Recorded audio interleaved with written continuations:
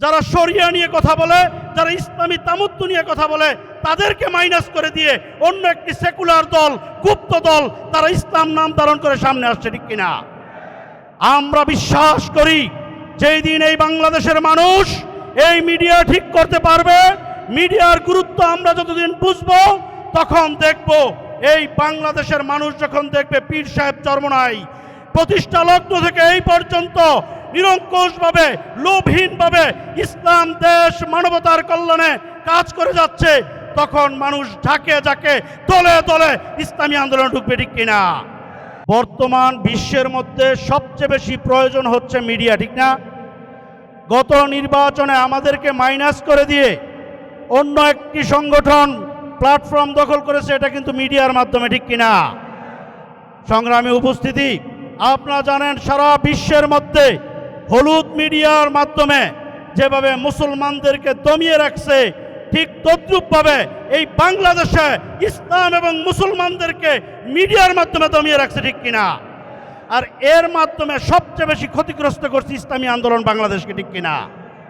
সংগ্রামী উপস্থিতি, আমরা জানি ভারতে শুধু মিডিয়ায় হিন্দুত্ববাদী রাষ্ট্র চায় ভারত, এর একটা স্লোগান দিয়ে তারা বিজেপি ক্ষমতায় আসছে, ঠিক কিনা?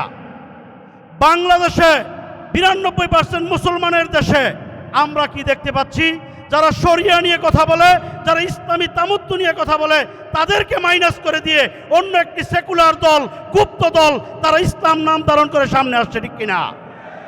আমরা বিশ্বাস করি যেই দিন এই বাংলাদেশের মানুষ এই মিডিয়া ঠিক করতে পারবে, মিডিয়ার গুরুত্ব আমরা যতদিন বুঝবো, তখন দেখব এই বাংলাদেশের মানুষ যখন দেখবে পীর সাহেব চরমোনাই প্রতিষ্ঠা লগ্ন থেকে এই পর্যন্ত নিরঙ্কুশভাবে, লোভহীনভাবে ইসলাম, দেশ, মানবতার কল্যাণে কাজ করে যাচ্ছে, তখন মানুষ ঝাঁকে ঝাঁকে, দলে দলে ইসলামী আন্দোলন ঢুকবে, ঠিক কিনা? সম্মানিত উপস্থিতি, আপনারা দেখেছেন মিডিয়া গত নির্বাচনের সময় ইসলামী আন্দোলন একদম প্ল্যাটফর্মে ছিল, সামনে ছিল। হঠাৎ একটি গুপ্ত সংগঠন, গুপ্ত রাজনৈতিক দল প্ল্যাটফর্ম দখল করে তারা সেকুলার, তারা ইসলাম নাম ধারণ করে তারা ক্ষমতায় নিয়ে যেতে চায় ইসলাম।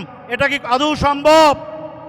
সম্মানিত উপস্থিতি, আমি প্রথমেই বলেছি পীর সাহেব চরমোনাই ইসলামী আন্দোলন বাংলাদেশের প্রতিষ্ঠা লগ্ন থেকে এই পর্যন্ত নিরঙ্কুশভাবে, নির্লোভভাবে যে শাসন এবং শোষণ, নির্যাতনের বিরুদ্ধে কথা বলেছে এবং নির্বাচন করেছে, এর ইতিহাস বাংলাদেশ ইনশাআল্লাহ ইনশাআল্লাহ সময়ের বাতিঘরের মতো স্পষ্ট হয়ে যাবে, লেখা থাকবে ইতিহাসের পাতায় পীর সাহেব চরমোনাইয়ের ত্যাগ এবং কুরবানি, ঠিক কিনা?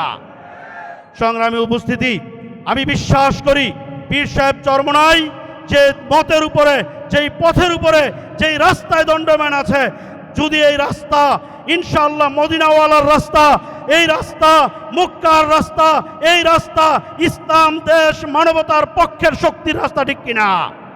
সম্মানিত উপস্থিতি, বাংলাদেশের মানুষ অবলীলায় একটি কথা স্বীকার করবে, পীর সাহেব চরমোনাই এখন পর্যন্ত নির্লোভভাবে রাজনীতি করে যাচ্ছে, ঠিক কিনা?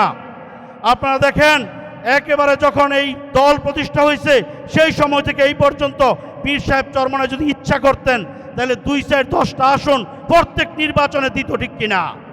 কিন্তু পীর সাহেব চরমোনাই কোনোদিন কোনো সময় বাতিলের সাথে আপোষ করে নাই, ঠিক কিনা?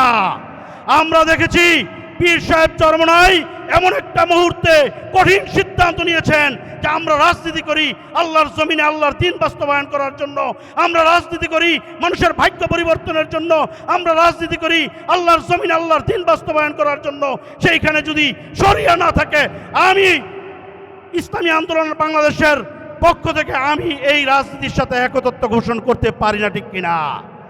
এটা যেদিন বাংলাদেশের মানুষ, আমরা মিডিয়ার মাধ্যমে আমরা এই মানুষের প্রয়োজনীয়তা বুঝাইতে পারবো যে না, ইসলাম, দেশ, মানবতার কল্যাণে এই বাংলাদেশে যে রাজনীতি চালু আছে, এই রাজনীতি একমাত্র ইসলামী আন্দোলন বাংলাদেশ করে, ঠিক কিনা? সম্মানিত উপস্থিতি, আপনারা দেখেন জাতির ক্রান্তি লগ্নে যখন এই দেশের মানুষের ভাগ্যের পরিবর্তনের জন্য আমরা যখন চেষ্টা করি, এর ফল ছিনিয়ে নেয় মিডিয়ার মাধ্যমে, ঠিক কিনা? আমরা দেখি আল্লাহ রাসূলকে কটূক্তি করে, আল্লাহকে কটূক্তি করে, এর প্রতিবাদ করে ইসলামী আন্দোলন, ঠিক কিনা? যখন দেখি দ্রব্যমূল্যের ঊর্ধ্বগতি, মানুষের নাবিশ্বাস উঠে যায়, তখন এর প্রতিবাদ করে ইসলামী আন্দোলন বাংলাদেশ, ঠিক কিনা?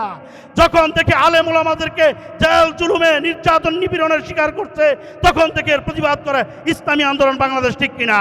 যখন দেখি ফিলিস্তিনে মুসলমানদের উপর অত্যাচার হচ্ছে, লেবাননে অত্যাচার হচ্ছে, সিরিয়ায় অত্যাচারিত হচ্ছে, ইরানে অত্যাচার হচ্ছে, তখন একমাত্র সংগঠন যে বাংলাদেশের পৃথিবীর মুসলমানদের পক্ষে কথা বলে, সেই সংগঠন হচ্ছে ইসলামী আন্দোলন বাংলাদেশ, ঠিক কিনা? অতএব মানুষের চোখে তুলা দেওয়া সম্ভব নয় হলুদ মিডিয়া। ইনশাআল্লাহ আমরা সবুজ কাপড় দিয়ে মুড়িয়ে যে এরকম আমরা সামনে প্রেজেন্টেশন করি, সামনের মিডিয়া আসবে, এমন একটা যুগ আসবে যেই যুগে সবাই জানবে, সবাই বুঝবে যে না, ইসলাম দেশ মানবতার কল্যাণে কথা বলে ইসলামী আন্দোলন বাংলাদেশ, এদেশের গণমানুষের পক্ষে কথা বলে। অতএব আগামীর বাংলাদেশ ইসলামের বাংলাদেশ করার জন্য, আগামীর বাংলাদেশ ক্ষুধা মুক্ত, দরিদ্র মুক্ত, দুঃশাসন মুক্ত করার জন্য এই সংগঠনকে সামনে এগিয়ে নিতে হবে। সেই দিন টেকনাফ থেকে তেতুলিয়া, রূপসী থেকে পাথুরিয়া, দলে দলে মানুষ ইসলামী আন্দোলনের দিকে আসবে ইনশাআল্লাহ। আমা তৌফিক ইল্লাহ।